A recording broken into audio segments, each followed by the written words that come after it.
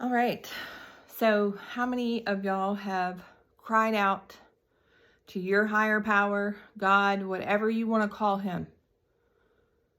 Cried out in desperation, please help me. I can't do this anymore.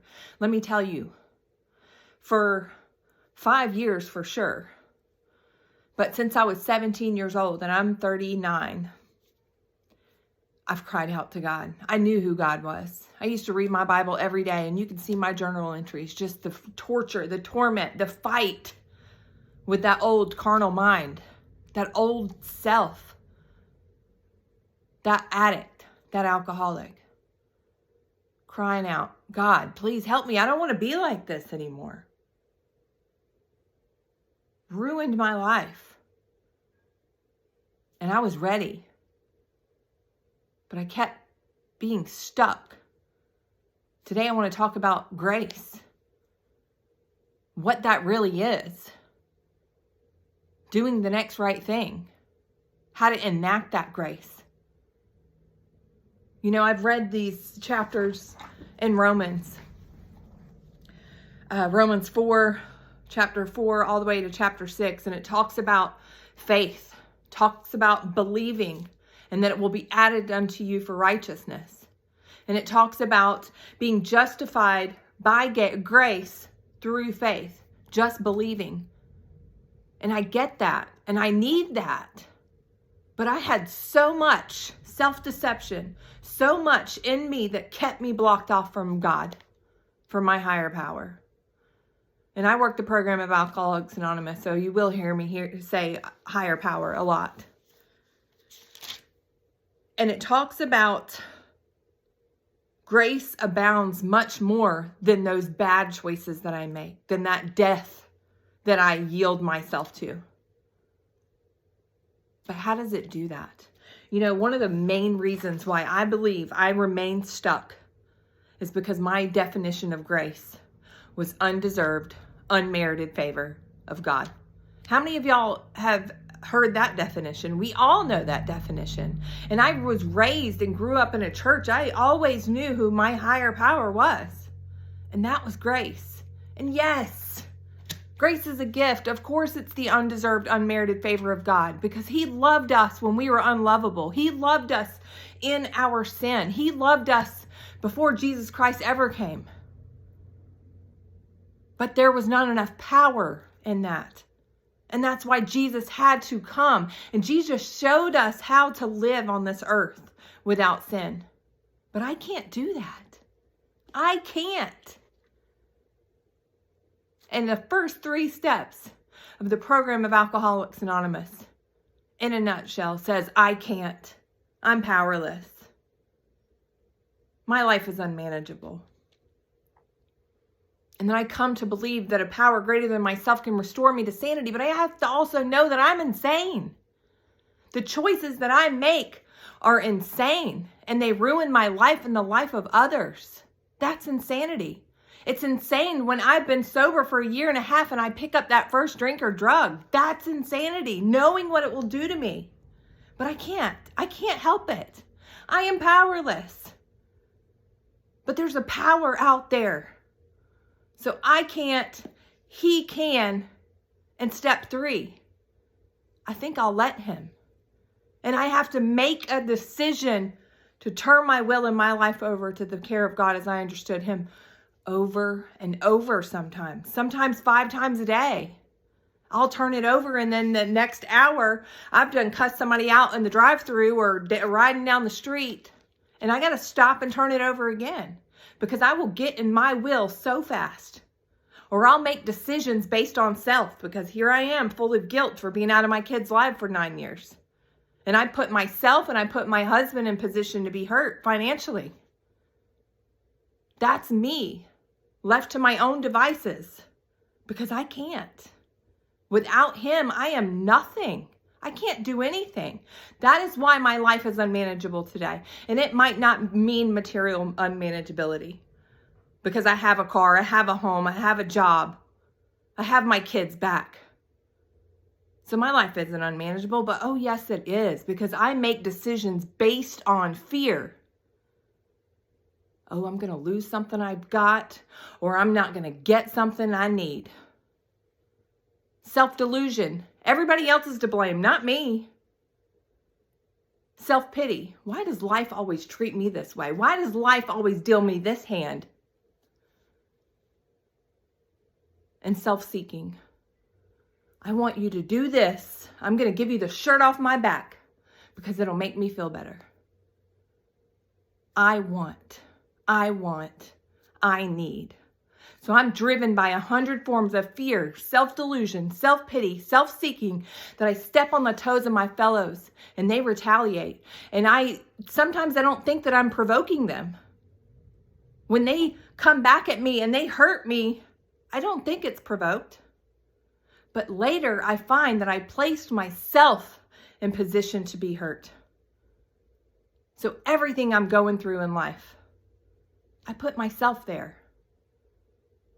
And I'm just crying out to God, please, God, change my life. Help me.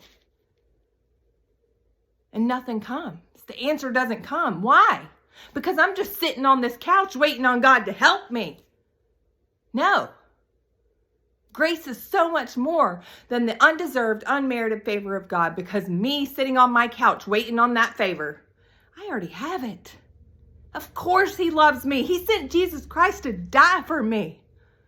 That favor is there. Now I'm waiting on grace.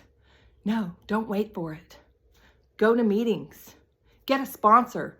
Start working the steps. Find a church that you can get involved with. And if you're not religious, then that's fine too. Go to meetings. You can find that spirituality there. Work those steps and begin working with others. Service work is the best thing that you can do. And you know what? I can't do any of that without grace. And today, my definition of grace is His undeserved. No, it's not. It's that. It is that. But it is His influence in my life. It is His ability. Because apart from Him, I am nothing. And it is His strength when everything's hit the fan and I'm just absolutely out of my mind and don't know what to do. I throw my hands in the air and I say, I can't. He can. And right now in this moment, I think I'll let Him. And that's when grace abounds in us. It is me yielding to Him. It is me saying, as soon as you start headed to do some kind of sin, let's say you're going to buy a drink or headed to your drug dealer's house, and you feel that conviction. You know it's wrong. You know you don't want to live like this anymore. You stop. Turn it over. I can't. He can. God, I'm going to let you do this. And you choose life. And you turn around. Doing the next right thing enacts His grace in you. And then it's not you doing it anymore. It's Him walking through you. I used to always wonder, how do I do that? How do I die to self? Galatians 2:20, when it says that I am crucified with Christ, it is no longer I who live, but Christ lives in me. How do you do that? That's how you do it. Just doing the next right thing. If you feel some conviction and your peace has left you, then you're not doing the right thing. There's something off. And that means you need to call your sponsor, call somebody else in the program, call your pastor at church, reach out for help. The beginning of step 3 says that I must be convinced that my life ran on self-will can hardly be a success. And what does self-will look like? Fear, guilt, resentment, anger, self-pity, self-seeking, just full of self. Pick up your cross.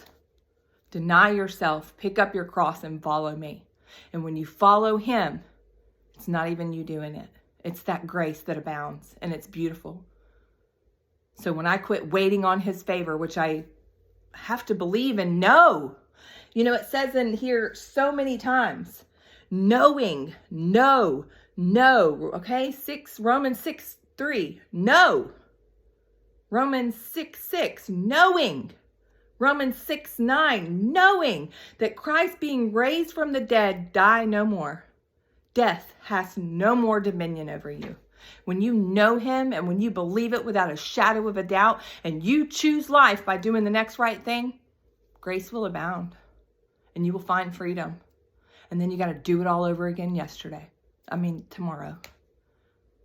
It is one day at a time. You can't live off yesterday's recovery. You can't live off yesterday's revelation and wisdom from God. You can't live off yesterday's manna at all. What are you doing today for your recovery? Have you been to a meeting today? Have you reached out to your sponsor today? Have you picked up the Word of God? And if you're not religious, that is fine. Have you picked up some kind of reading that's going to feed your soul? Because I need to grow.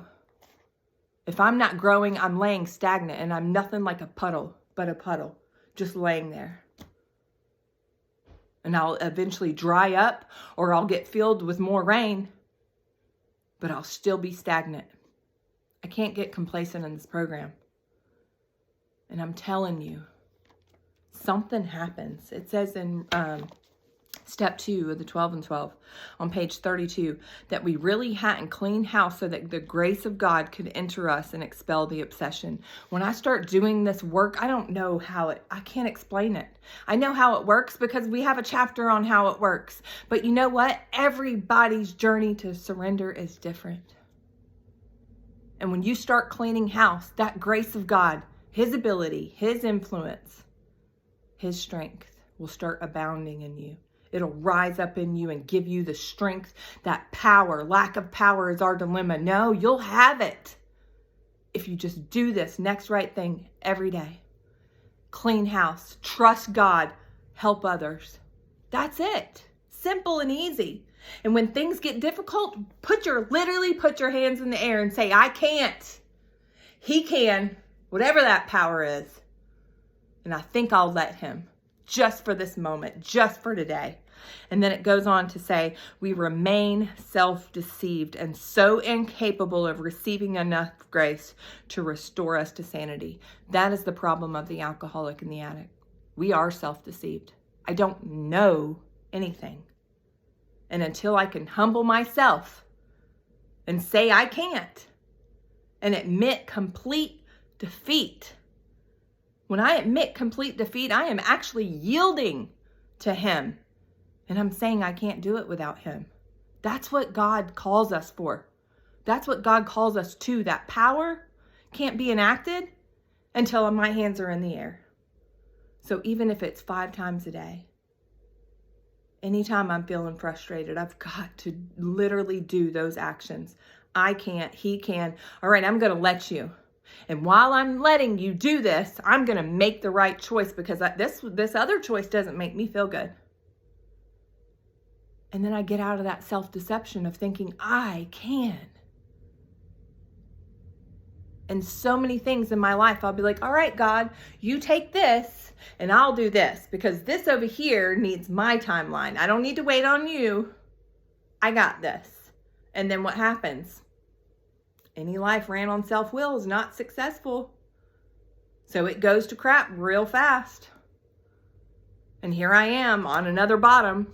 I might not be drinking or using, but I'm feeling like crap, full of discomfort, full of irritability, full of depression and misery. Can't have a relationship with people. That's what my life looks like without God's help. So something happens. And that grace of God, little by little, as I clean house, restores me to sanity. That's the problem of the alcoholic. So just do the next right thing. Whatever it is for you today, just do the next right thing.